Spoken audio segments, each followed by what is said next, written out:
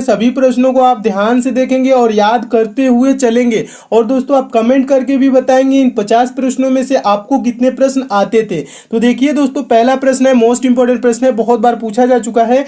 प्रश्न है दोस्तों, विश्व की सबसे लंबी नदी कौन है? तो दोस्तों विश्व की सबसे लंबी नदी नील नदी है। और दोस्तों इसकी लंबाई कितनी है? तो 6670 किलोमीटर है। कितना है दोस्तों?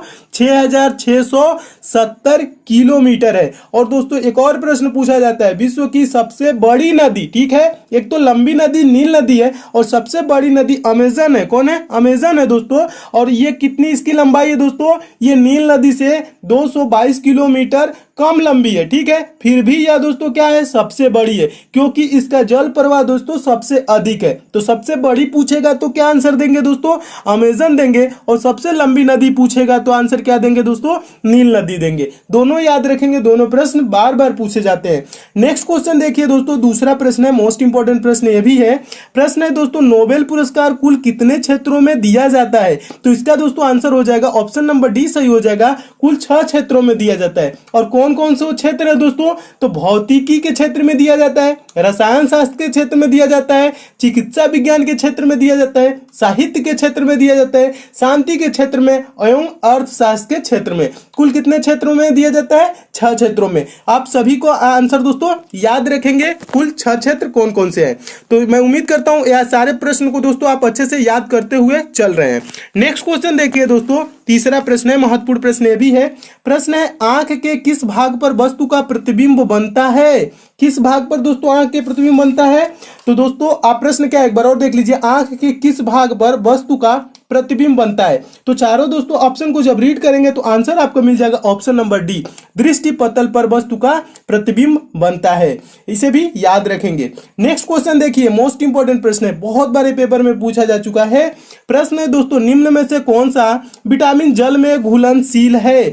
तो विटामिन सी है, विटामिन डी है, विटामिन ई है, विटामिन के है। तो दोस्तों इसका सही आंसर हो जाएगा option number A, vitamin C जल में घुलनशील है। और दोस्तों विटामिन बी भी जल में घुलनशील है, दोनों को याद रखेंगे। और प्रश्न एक और आता है दोस्तों, कौन सा विटामिन वसा में घुलनशील है, ये भी पूछा जाता है। तो विटामिन डी वसा में घुलनशील है, विटामिन ई वसा में घुलनशील है, विटामिन के वसा में घुलनशील है, और विटामिन ए क्या है? ये भी वसा में घुलनशील है, ADE ठीक है, इसे याद रखेंगे। ये क्या है? वसा में घुलनशील है। और विटामिन बी सी जो है ये जल में घुलनशील है। दोस्तों आप इसे याद रखेंगे क्योंकि ये बार बार पूछा जाता है। अगला दोस्तों प्रश्न देखिए, पांचवा प्रश्न मोस्ट इंपॉर्टेंट है। हीमोफीलिया एक आनुवंशिक रोग है जिसका परिणाम है, इसके क्या होता है? हीमोफीलिया होने कारण रक्त का थक्का नहीं जमता है, ठीक है, रक्त का नहीं जमना। ऑप्शन नंबर कौन सा सही हो जाएगा? डी सही हो जाएगा।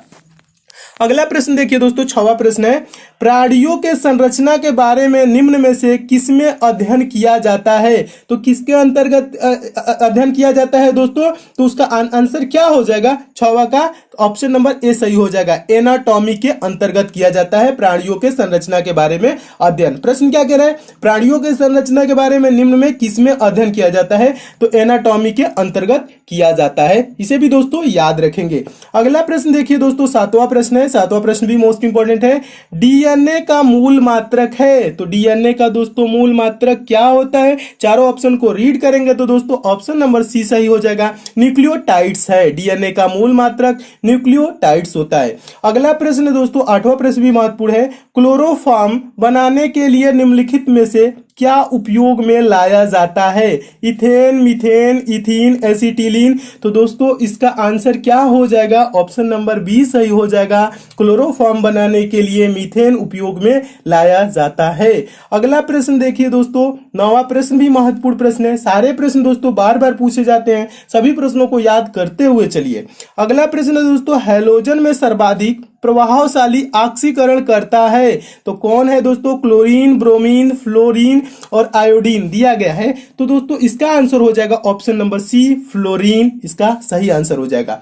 नेक्स्ट क्वेश्चन देखिए, 10वां प्रश्न मोस्ट इंपोर्टेंट प्रश्न है, विद्युत मोटर में विद्युत ऊर्जा को किस ऊर्जा में रूपांतरित होती है? विद्युत मोटर में विद्युत ऊर्जा किस ऊर्जा में रूपांतरित होती है? तो इसका दोस्तों आंसर हो जाएगा ऑप्शन नंबर बी सही हो जाएगा, यांत्रिक ऊर्जा में रूपांतरित होती है। नेक्स्ट क्वेश्चन देखिए, 11वां प्रश्न है, महत्वपूर्ण प्रश्न ये भी है, पृथ्वी से सबसे निकटतम ग्रह कौन है? तो इसका दोस्तों आंसर हो जाएगा सबसे निकटतम ग्रह दोस्तों शुक्र है। कौन है? सबसे निकटतम ग्रह शुक्र है। और ये भी याद रखेंगे दोस्तों, प्रश्न पूछा जाता है पृथ्वी की बहन किसे कहा जाता है? तो शुक्र को कहा जाता है, इसे भी याद रखेंगे। नेक्स्ट क्वेश्चन देखिए दोस्तों, 12वां प्रश्न है। 12वां प्रश्न कह रहा है निम्नलिखित में से कौन सा दक्षिण भारत का हिल स्टेशन है? दक्षिण भारत का हिल स्टेशन दोस्तों ऊटी है। ऑप्शन नंबर बी सही हो जाएगा। नेक्स्ट क्वेश्चन देखिए, 13वां प्रश्न है, सिमलीपाल मुख्यतः किस वन्य जीव संरक्षण के लिए प्रसिद्ध है? तो किसके लिए प्रसिद्ध है दोस्तों? हाथी के लिए प्रसिद्ध है, इसे भी याद रखेंगे। Next question, most important question, बार बार प्रश्न पूछा जाता है, इसमें 3 प्रश्न बनते हैं। प्रश्न क्या कह रहे हैं? नौसेना का पूर्वी कमान कहाँ है? तो दोस्तों नौसेना का पूर्वी कमान विशाखापट्टनम में है। और दोस्तों नौसेना से रिलेटेड और कौन कौन से प्रश्न बनते हैं आपको बता दूं दोस्तों। अब इससे यह भी पूछा जाता है भारतीय नौसेना का मुख्यालय कहाँ है? तो दोस्तों भारतीय नौसेना का मुख्यालय नई दिल्ली में है। और पूर्वी कमान पूछा है दोस्तों कहाँ है? विशाखापट्टनम में। एक और प्रश्न इससे बनता है पश्चिमी कमान कहाँ है? तो दोस्तों वो भी याद रखेंगे मुंबई में है। और दक्षिणी कमान भी पूछा जाता है कहाँ है दोस्तों? तो ये कोचीन में है। तो भारतीय नौसेना को 3 कमानों में बांटा गया है, पूर्वी, पश्चिमी, दक्षिणी। पूर्वी कहाँ? विशाखापट्टनम। पश्चिमी भी पूछा जाता है तो मुंबई, और दक्षिणी पूछा जाएगा तो कोचीन आंसर हो जाएगा। नेक्स्ट क्वेश्चन देखिए दोस्तों, 15वां प्रश्न है। 15वां प्रश्न भी महत्वपूर्ण है। प्रश्न है पश्चिम बंगाल की सीमाएं कितने देशों के साथ लगती है? यह प्रश्न बहुत बार पूछा जा चुका है। तो इसका दोस्तों आंसर हो जाएगा पश्चिम बंगाल की सीमाएं कुल 3 देशों के साथ लगती है। और दोस्तों 3 देश कौन कौन से हैं? बांग्लादेश, नेपाल और भूटान, ये है तीनों याद रखेंगे, बांग्लादेश, नेपाल और भूटान। अगला दोस्तों प्रश्न देखिए, अगला प्रश्न भी मोस्ट इंपोर्टेंट है, बहुत बार ये भी पूछा जा चुका है। प्रश्न है खेल के क्षेत्र में दिया जाने वाला सर्वश्रेष्ठ पुरस्कार कौन सा है? भारत रत्न, राजीव गांधी खेल रत्न, द्रोणाचार्य पुरस्कार, अर्जुन पुरस्कार। तो दोस्तों इसका आंसर हो जाएगा ऑप्शन नंबर बी सही हो जाएगा, राजीव गांधी खेल रत्न पुरस्कार खेल के क्षेत्र में दिया जाने वाला सर्वश्रेष्ठ पुरस्कार है। अगला प्रश्न देखिए दोस्तों, 17वां प्रश्न भी महत्वपूर्ण प्रश्न है। प्रश्न है निम्न में से एक बरसाती नदी है, बहुत बार पूछा जा चुका प्रश्न है। तो आंसर इसका क्या हो जाएगा? ऑप्शन नंबर डी सही हो जाएगा, ब्यास नदी एक बरसाती नदी है। अगला प्रश्न देखिए, मोस्ट इंपोर्टेंट, बार बार पूछा जाने वाला प्रश्न है दोस्तों, बीबी का मकबरा कहाँ स्थित है? बीबी का मकबरा कहाँ स्थित है दोस्तों? तो औरंगाबाद में स्थित है। और औरंगाबाद दोस्तों कहाँ है? तो ये महाराष्ट्र का एक जिला है, इसे भी याद रखेंगे। और इसका निर्माण किसने कराया था दोस्तों? इसका निर्माण मुगल सम्राट औरंगजेब ने 1679 ईस्वी में किया था, इसे भी याद रखेंगे। नेक्स्ट क्वेश्चन देखिए दोस्तों, 19वां प्रश्न देख लीजिए। 19वां प्रश्न क्या है? 19वां प्रश्न भी मोस्ट इंपोर्टेंट है, भी बहुत बार पूछा जा चुका है। विश्व के क्षेत्रफल का कितना भाग भारत के पास है? तो विश्व के क्षेत्रफल का 2.42% भारत के पास है। ये चीज दोस्तों आंसर याद रखेंगे, 2.42% भारत के पास है। बहुत ही महत्वपूर्ण प्रश्न है, बहुत बार पूछा जा चुका है। नेक्स्ट क्वेश्चन देखिए दोस्तों, 20वां प्रश्न है, भारत में सबसे कम वन क्षेत्र किस राज्य में है? 2 प्रश्न बनते हैं, सबसे कम और सर्वाधिक, यानी कि सबसे अधिक। तो सबसे कम दोस्तों पूछा जाए तो इसका आंसर क्या हो जाएगा? कौन सा सही हो जाएगा? ऑप्शन हरियाणा, सबसे कम वन क्षेत्र हरियाणा के पास है। और सर्वाधिक पूछा जाए तो दोस्तों क्या हो जाएगा? मध्य प्रदेश, एमपी, ठीक है, इसे भी याद रखेंगे। पूछा जाता है ऐसी, भारत में सर्वाधिक वन क्षेत्र किस राज्य में है? तो याद रखेंगे मध्य प्रदेश। और सबसे कम पूछा गया है दोस्तों तो हरियाणा। दोनों प्रश्न याद रखेंगे, दोनों प्रश्न बार बार पूछे जाते हैं। नेक्स्ट दोस्तों क्वेश्चन देखिए, 21वां प्रश्न है। 21वां प्रश्न दोस्तों इंपॉर्टेंट ये भी है, किसी कंपनी के मताधिकार रहित शेयरों में निवेश संबंधी निम्नोक्त में से कौन सा विकल्प सही है? तो दोस्तों अगर आप चारों प्रश्नों को रीड करेंगे तो इसका जानते हैं कौन सा ऑप्शन सही हो जाएगा? ऑप्शन नंबर सी सही हो जाएगा। इससे निवेशकों के लिए अधिक लाभांश सुनिश्चित होता है। प्रश्न क्या कह रहा था? किसी कंपनी के मताधिकार रहित शेयरों में निवेश संबंधी निम्नोक्त में से कौन सा विकल्प सही है? तो ऑप्शन नंबर सी सही हो जाएगा। अगला प्रश्न देख लीजिए दोस्तों, 22वां प्रश्न भी महत्वपूर्ण प्रश्न है, बहुत बार पूछा जा चुका है। दूसरा सबसे बड़ा महाद्वीप कौन है? दूसरा पूछ रहा है दोस्तों सबसे बड़ा महाद्वीप कौन सा है, पहले स्थान पे तो एशिया है। अब ये पूछा क्या रहा है दोस्तों, दूसरा सबसे बड़ा पूछ रहा है। सबसे बड़ा पहला एशिया है और दूसरा सबसे बड़ा दोस्तों क्या हो जाएगा, दूसरे स्थान पे अफ्रीका महाद्वीप है। इससे एक और प्रश्न बनता है दोस्तों सबसे छोटा महाद्वीप कौन सा है, तो ऑस्ट्रेलिया दोस्तों सबसे छोटा महाद्वीप है, इसे भी याद रखेंगे। नेक्स्ट दोस्तों क्वेश्चन देखिए, अगला प्रश्न है दोस्तों 23वां प्रश्न भी महत्वपूर्ण प्रश्न है। सवाना घास का मैदान कहाँ है, सवाना घास का मैदान कहाँ है, तो इसका दोस्तों आंसर हो जाएगा अफ्रीका में है। सवाना घास का मैदान अफ्रीका में। जितने भी दोस्तों घास के मैदान से रिलेटेड प्रश्न है इसका मैं पीडीएफ दोस्तों कहाँ दे दिया हूँ, टेलीग्राम पे दे दिया हूँ। आप दोस्तों टेलीग्राम पे जाके इसको आप देख लीजिएगा, सारे प्रश्नों को याद कर लीजिएगा। जितने भी घास के मैदान संबंधित प्रश्न है वहां पे आपको मिल जाएंगे। और टेलीग्राम का लिंक दोस्तों मैं नीचे डिस्क्रिप्शन बॉक्स में भी दे दिया हूँ, कमेंट बॉक्स में भी दे दिया हूँ। आप कहीं से भी दोस्तों टेलीग्राम को ज्वाइन जरूर कर लीजिएगा, ताकि वहां पे जो इंपॉर्टेंट क्वेश्चन होते हैं उसको मैं देता रहता हूं समय समय पे, करंट अफेयर भी देता रहता हूं जो उनके पीडीएफ, ताकि आप अच्छे से प्रिपेयर करते रहें। तो टेलीग्राम ज्वाइन कर लीजिएगा, वहां पे आपको सारे घास के मैदान से रिलेटेड प्रश्न मिल जाएंगे। नेक्स्ट दोस्तों क्वेश्चन देखिए 24वां प्रश्न भी महत्वपूर्ण प्रश्न है। कांग्रेस ने किस एकमात्र गोलमेज सम्मेलन में भाग लिया, तो दोस्तों इसका आंसर हो जाएगा ऑप्शन नंबर सी, द्वितीय गोलमेज सम्मेलन में। अगला क्वेश्चन देखिए दोस्तों 25वां प्रश्न है। 25वां प्रश्न भी महत्वपूर्ण प्रश्न है, बहुत बार पूछा जा चुका है प्रश्न है। उपराष्ट्रपति किस सदन का पदेन सभापति होता है, तो आंसर हो जाएगा राज्यसभा का पदेन सभापति कौन होता है, उपराष्ट्रपति होता है, याद रखेंगे। नेक्स्ट दोस्तों क्वेश्चन देखिए 26वां प्रश्न है। कार्ल मार्क्स थे, कार्ल मार्क्स थे, तो कार्ल मार्क्स क्या थे दोस्तों, जर्मन चिंतक थे। एक जर्मन चिंतक, ये कहाँ के थे दोस्तों, जर्मनी के, इसलिए जर्मन चिंतक। रूसी चिंतक लिखा है, फ्रांसीसी लेखक, अमेरिकी वैज्ञानिक नहीं, जर्मन चिंतक। ऑप्शन नंबर बी सही हो जाएगा, इसे भी याद रखेंगे।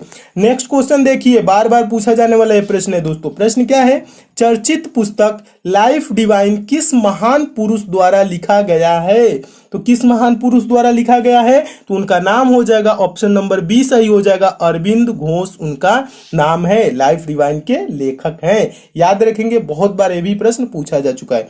नेक्स्ट क्वेश्चन भी बार बार पूछा जाने वाला प्रश्न है। भारत के निम्न राष्ट्रपति निर्विरोध चुने गए, उनका नाम बताना है दोस्तों, जो निर्विरोध चुने गए थे, तो दोस्तों उनका नाम क्या है, ऑप्शन नंबर ए सही हो जाएगा, नीलम संजीव रेड्डी। क्या नाम है दोस्तों, Neelam Sanjiva Reddy, option number A सही हो जाएगा। नेक्स्ट क्वेश्चन देखिए 29 नंबर क्वेश्चन है, मोस्ट इंपोर्टेंट प्रश्न है। भौतिकी के क्षेत्र में नोबेल पुरस्कार विजेता प्रथम भारतीय थे, प्रथम भारतीय कौन थे दोस्तों, उनका नाम आपको बताना है, तो ऑप्शन नंबर ए सही हो जाएगा, सीवी रमण थे। कौन थे, भौतिकी के क्षेत्र में नोबेल पुरस्कार प्रथम भारतीय विजेता, तो उनका नाम है सीवी रमण, याद रखेंगे। नेक्स्ट क्वेश्चन मोस्ट इंपोर्टेंट प्रश्न है, ये भी बहुत बार पूछा जा चुका प्रश्न है दोस्तों। मियादी बुखार, यहाँ पे टाइफाइड लिखा है, जिसे टाइफाइड कहा जाता है, में शरीर का मुख्य रूप से प्रभावित होने वाला अंग है, तो कौन अंग है दोस्तों, ऑप्शन नंबर डी सही हो जाएगा। टाइफाइड से सबसे ज्यादा प्रभाव किस पे पड़ता है, तो आंत पे पड़ता है, इसे भी याद रखेंगे। अगला प्रश्न तो दोस्तों आपको बचपन से ही याद होगा, क्योंकि ये बहुत बार पूछा भी जा चुका है। मनुष्य के शरीर में कुल हड्डियों की संख्या होती है, तो कितनी होती है दोस्तों, 206 होती हैं। जब छोटे आप होंगे तब से ये पढ़ते हुए आ रहे होंगे, और बड़े हो गए हैं तब भी ये प्रश्न पेपर में पूछा जाता है, याद रखेंगे। नेक्स्ट क्वेश्चन देखिए, अगला दोस्तों प्रश्न है, खाने के नमक का रासायनिक नाम है, तो खाने के नमक का रासायनिक नाम क्या होता है, यह भी याद होगा दोस्तों, सोडियम क्लोराइड खाने का नमक का रासायनिक नाम होता है। ऑप्शन नंबर कौन सही हो जाएगा, बी सही हो जाएगा। नेक्स्ट क्वेश्चन देखिए दोस्तों 33 नंबर प्रश्न है। कच्चे फलों को पकाने के लिए किस गैस का प्रयोग किया जाता है, बार बार पूछा जाने वाला प्रश्न है, तो आंसर हो जाएगा ऑप्शन नंबर सी सही हो जाएगा, एसिटिलीन का प्रयोग किया जाता है कच्चे फलों को पकाने के लिए, एसिटिलीन गैस।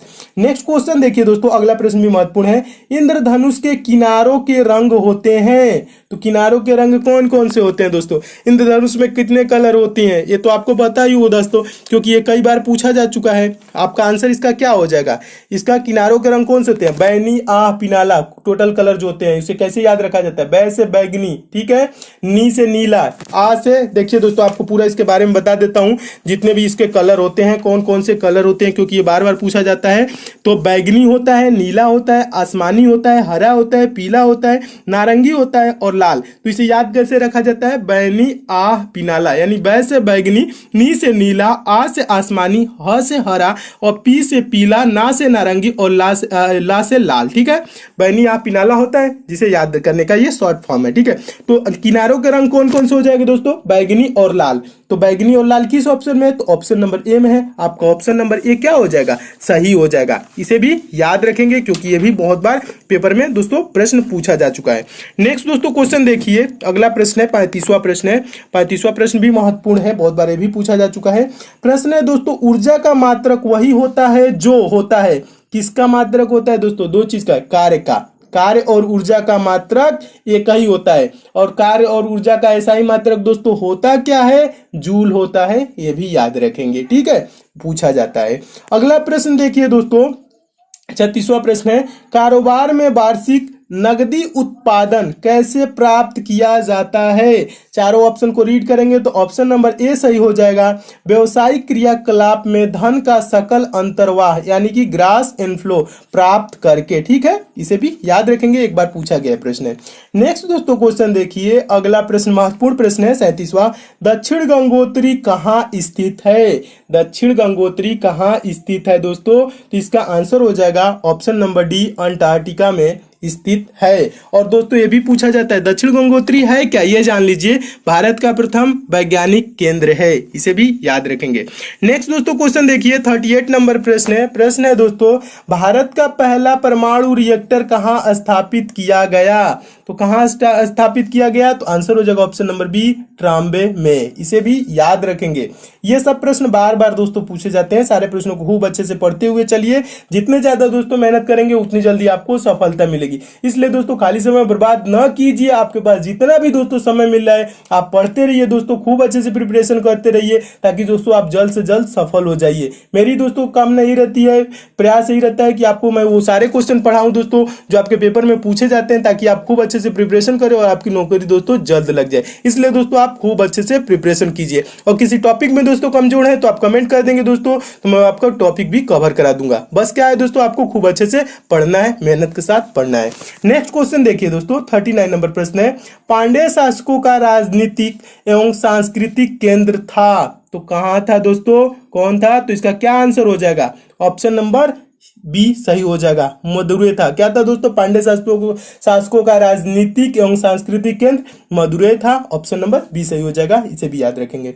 40वां दोस्तों प्रश्न देखिए, प्रश्न है, सबसे अधिक ओजोन कहाँ पाया जाता है?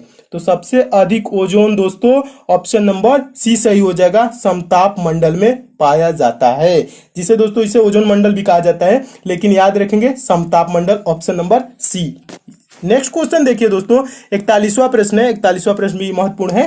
प्रश्न है दोस्तों, सबसे प्राचीन विश्वविद्यालय निम्नलिखित में से कौन है? 4 ऑप्शन दिया गया है, इसमें से बताना है, ना कि अपने मन से बताना है, ठीक है। कौन है दोस्तों सबसे प्राचीन विश्वविद्यालय? ये भी कई बार पूछा जा चुका है। तो दोस्तों इसका आंसर क्या हो जाएगा? ऑप्शन नंबर ए सही हो जाएगा, उत्कल विश्वविद्यालय सबसे प्राचीन विश्वविद्यालय है इन 4 ऑप्शनों में से। अगला दोस्तों प्रश्न देखिए, 42वां प्रश्न है। 42वां प्रश्न भी महत्वपूर्ण है। दास प्रथा के उन्मूलन से संबंध गवर्नर जनरल थे। दास प्रथा के उन्मूलन से संबंध गवर्नर जनरल थे, तो कौन थे दोस्तों? एलन बरो, ऑप्शन नंबर बी सही हो जाएगा। बार बार पूछा जाने वाला दोस्तों प्रश्न है, इसे भी याद रखेंगे। नेक्स्ट क्वेश्चन, मोस्ट इंपोर्टेंट प्रश्न, बार बार ये भी पूछा जाता है पेपर में। अंतरराष्ट्रीय न्यायालय कहाँ है? अंतरराष्ट्रीय न्यायालय कहाँ है? तो द हेग में है अंतरराष्ट्रीय न्यायालय। और द हेग कहाँ है दोस्तों? नीदरलैंड्स में है, इसे भी याद रखेंगे। और ये प्रश्न क्या है दोस्तों? ये प्रश्न मोस्ट इंपोर्टेंट है क्योंकि ये बहुत बार पूछा जा चुका है। अगला प्रश्न देखिए दोस्तों, 44 नंबर प्रश्न है। भारतीय संविधान सभा के सदस्य गण, अब आगे क्या है दोस्तों? ऑप्शन नंबर कौन सा सही हो जाएगा? किसके द्वारा चुने गए थे? ठीक है, तो प्रांतीय विधानसभाओं द्वारा चुने गए थे। ऑप्शन नंबर कौन सा सही हो जाएगा? डी सही हो जाएगा। प्रश्न क्या था दोस्तों? प्रश्न था भारतीय संविधान भारतीय संविधान सभा के सदस्यगण किसके द्वारा चुने गए थे, यानी कि प्रांतीय विधानसभाओं द्वारा चुने गए थे। ऑप्शन नंबर डी सही हो जाएगा, इसे भी याद रखेंगे।